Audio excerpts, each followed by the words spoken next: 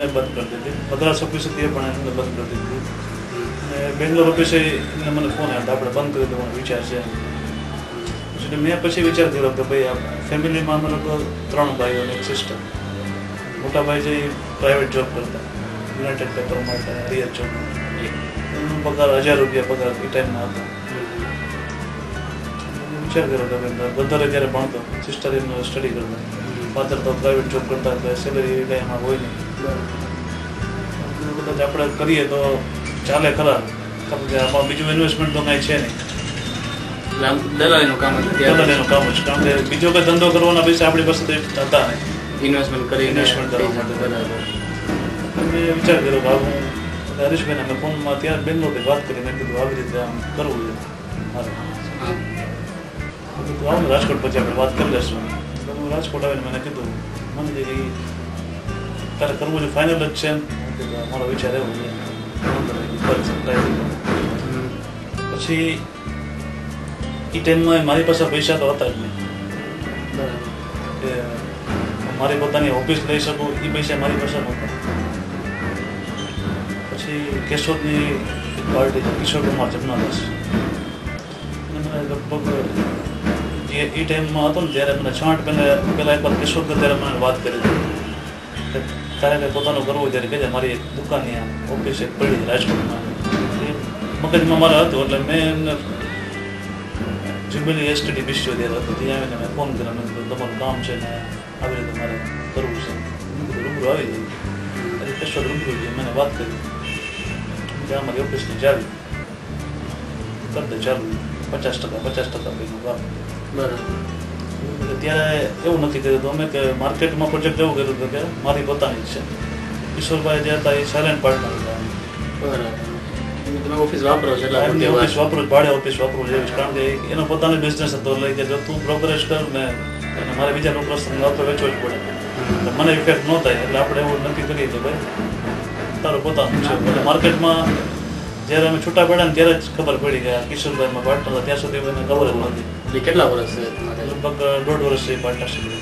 પેઢી નામ શું રાખ્યું? સ્વસ્તિક કેનવાસી. એ દાણાપીઠમાં ઓફિસ હતી. એનો વહીવટ કઈ પ્રોડક્ટ દલાલી? ત્યાં અત્યારે ઘઉં નહીં કરતા. ઘઉં બાઈથી બોમ્બે છે, તરફ સાઉથ છે, એ બધે મોકલતા. પોતાના શરૂઆતના 4-5 મહિના હતી હાર્ડ, બહુ તકલીફ શરૂઆતમાં. એટલે તમારા કોન્ટેક્ટ તો થઈ ગયા છે કારણ કે તમે સર્વિસ કરતા લાગણી. એ તો કોન્ટેક્ટ બધા થઈ ગયા હતા આપણે, એ કોઈ પ્રોબ્લેમ નહોતો. પણ છતાંય જે હરીશભાઈનું જે એમાં શું પછી તો કોમ્પિટિશન જેવું થઈ જાય. ઘણી વાર ક્રોસ થતા એવું લાગે થઈ જાય, ઘણી વાર એવું થઈ જાય. છતાંય વાંધો નહોતો આવતો. સ્વસ્તિક કેનવાસિંગ ચાલુ કર્યું અમે 1.5 વર્ષ જેવું અને ત્યાં લગભગ પાર્ટનરશીપ અમે કરી. કિશોરભાઈનો આપણને સપોર્ટ ડિટેલમાં ઘણો સારો હતો, કારણ કે ફાઇનાન્શિયલી તો આપણી પાસે ત્યારે સ્ટ્રેન્થ નહોતી. પણ જે કાંઈ એને આપણે કીધું જે કાંઈ ખર્ચો થાય, જે કાંઈ એક્સપેન્સ થાય, તારે જે ઉપાડ કરવો હોય તો કરી લો, મારે તો પૈસાની જરૂર છે નહીં. પછી એમને કિશોરભાઈને અહીંયા રાજકોટ ટ્રાન્સફર કરવાનું મન થયું કે મારે રાજકોટ અહીંયા આવવું છે. એટલે એને મને વાત કરી. એટલે એ બહુ એડવાન્સ વિચાર કરવાવાળો માણસ છે. એને મને ફોનથી પૂછ્યું મને હું રાજકોટ ટ્રાન્સફર થવું છું, તારા મગજમાં 1% એવો વિચાર હોય કે મારે પોતાનું પ્રોત્સાહન કરવું છે આજને 5 વર્ષ પછી, તો અત્યારે જ કરી લેજે, તો મને કહી દેજો. પછી હું આવું, હું સેટ કરું, પછી તો એમ જે 5 વર્ષ પછી જવું છે તો એ મજા નહીં આવે. હું બધું વિચારીને કહેજે. વિચારીને મેં કીધું કાંઈ વાંધો નહીં, મારું રીતે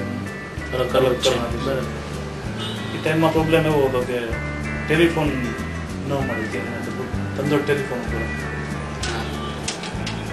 15,000 રૂપિયા ભરો ને, કદાચ 15,000 રૂપિયા ત્યારે ઓઆઈટીમાં ભાવ હતો ટેલિફોનમાં લેવા માટે. ઓઆઈટીમાં 3-4 મહિના પહેલાં ફોન ના આપે. એને એ ડીપીમાં કે એ એરિયામાં અવેલેબિલિટી હોય તો આપણને ફોન આપે. એટલે આમને તમે આ પાડી દીધી. એટલે એમને કીધું મારે હમણાં દશેરા ઓપનિંગ કરવું છે, લગભગ 1 મહિનાની વાર હતી. ઓફિસ ગોતું નહીં, ઓફિસ મળે નહીં, બધા તો ભાડે ગોતવી પડે, કારણ કે પૈસા ત્યારે આપણી પાસે એટલી જ પૈસાની કેપેસિટી નહોતી. બરાબર. પછી ટાઈમમાં ભાઈને મેરેજ શક્યતા એવું હતું, એટલે જે કંઈ આમાંથી ઇન્કમ થઈ હતી બધી થોડી ઘણી એમાં ડાયવર્ટ કરી હતી.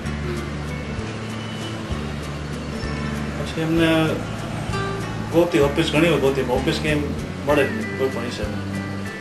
પછી મારા એક દૂધમાં બનાવી છે નટરાજ ચેમ્બરમાં, નીચે મમરાની દુકાન છે, જયેશ કુમાર એ દિવસ મને તો ઓફિસ બધે જ મેં કીધું નટરાજ ચેમ્બરમાં ઓફિસ છે ટેલિફોન સહી છે કોને છે મને આ બ્રોકર છે આ ભાઈની ઓફિસ છે કાંઈ નહોતું ભાઈને મળવા ગયો કેટલી કિંમત 45,000 રૂપિયા કિંમત છે પાઘડીથી જયંતિભાઈ કુંડલિયા બિલ્ડિંગ છે નટરાજ ચેમ્બર 45,000 રૂપિયા ઓફિસમાં એ ભાઈ કે છે મને મિટિંગ કરવા ગયો એટલે એને ખબર પડી હતી કે આ ભાઈને ટેલિફોનની ખાસ જરૂર છે 45,000 કન્ફર્મ કીધા આપણે ઓકે કન્ફર્મ ભાઈ એ ભાઈ ફરી ગયા કે નેક્સ્ટ ડે કીધું કે હવે મારે ઓફિસ નથી વેચવી પછી જે બ્રોકર વચમાં હતા હિન્દુભાઈ કરીને બ્રોકર હતા દાણાપીઠમાં વાત કરી ક્યાં પ્રોબ્લેમ છે હવે પાછા આપણે જાય પાછા એને મળવા ગયા એટલે અહીંયા કીધું ભાઈ તારે કેટલા પૈસા લેવા તો 50,000 રૂપિયા લેવા તો ફાઇનલ તો ફાઇનલ ડન કર્યું 50,000 રૂપિયાની ઓફિસ લેવા ગયા ને ત્યારે મારી પાસે કેપેસિટી નથી કે હું 25,000 રૂપિયા આપી શકું પણ મને એવો ટ્રસ્ટ હતો કે હું જે કંઈ મારા વેપારી વર્તુળ છે એને દેશ આવી રીતે ઓફિસ કરી દીધી મને 100% પૈસા આપવાની ના નહીં જ પડે તો ડન કરી નાખ્યો એને 1,000 રૂપિયા સુધી મેં આપી દીધી પછી ત્યાંથી આવી એક ફોન કર્યો યાર્ડમાં અજય એન્ડ કંપની કરીને સુરેશભાઈના મોટા ભાઈ અજય ચંદાણા વાત કરીને આવી તેને ઓફિસ લીધી છે 10,000 રૂપિયાની મારે જરૂર છે 5 જણાને કહીએ એટલે થઈ જાય આપણે કાંઈ વાંધો નહીં કરાવી મેં કીધું આ તારીખે દેવાના તો મોકલાવી પછી સુરેશભાઈને ફોન કર્યો સુરેશભાઈ ત્યારે હતા નહીં મદ્રાસ હતા એટલે એમના પાર્ટનર એક હતા કિશોરભાઈ કરીને બીજી એક ફોન હતા રઘુવટ પ્રેસ કરીને મેં વાત કરીને આવી કે સુરેશભાઈને 10,000 રૂપિયાની જરૂર છે મારે એક ઓફિસ લીધી છે ને કાંઈ વાંધો નહીં સુરેશભાઈને મદ્રાસમાં વાત કરી લેશે અડધી કલાકમાં ફોન આવી ગયો સુરેશભાઈ વાત થઈ જાય પૈસા જોઈ જાય મંગાવી દે પછી મયુર ટ્રેડર્સ કરીને દાણાપીઠની માર્કેટ યાર્ડની પાર્ટી છે એને ફોન કર્યો આવી 10,000 રૂપિયા જરૂર છે કાંઈ વાંધો નહીં મંગાવી દે ચોથો ફોન કર્યો કે ગોંડલની પાર્ટીને ફોન કર્યો આવી રીતે ઓફિસ લીધી દીધી કાંઈ વાંધો નહીં મંગાવી દે પૈસા હજી મેં કહ્યું 5 નામ યાદ નથી આવતું તો 5 જણાને ફોન કર્યા હતા મને શ્યોર ખાતરી હતી કે સપોર્ટ મળશે એટલે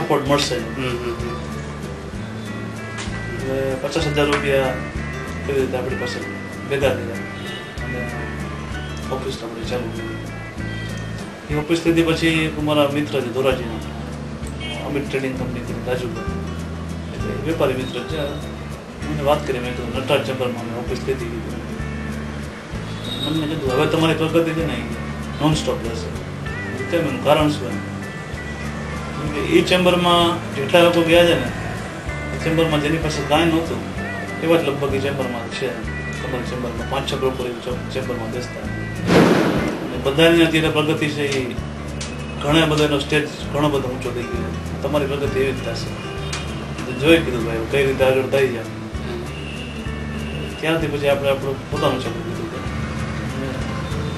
ધીમે ધીમે ધીમે કરતાં પહેલાં ટ્રકમાં બધું કામ કરતા હતા ભાઈ ટ્રક વેચતા બધી આપણે ઘઉંની બધી આપણે બોમ્બે છે કોલ્હાપુર છે સાંગલી છે એ રીતે બધું કામ બેંગ્લોર કામ કરતા પછી 2-3 વર્ષ 4 વર્ષ પછી વધારે પડતો વેપાર થવા માંડ્યો રેકમાં અહીંથી માલ બધો વેગનમાં જ જવા માંડ્યો સાઉથમાં એટલે જે રેલવે ટ્રકમાં વેપાર હતો એ ધીમે ધીમે ઘટવા માંડ્યો આપણે ક્યારે રેલવેનું કામ કરેલ નહોતું એક કેમ ભરવીશ કારણ કે એમાં માલ જો 20,000 ગુણી લગભગ એમાં ગાવું જોઈએ એક સાથે અને એટ એ ટાઈમ ભેગું કરવું પડે બધું એટલે ત્યારે બે મદ્રાસના બ્રોકર હતા પછી હરીશભાઈ લાકણી હતા એ લોકો કામ કરતા પણ હું કામ નહોતો કરતો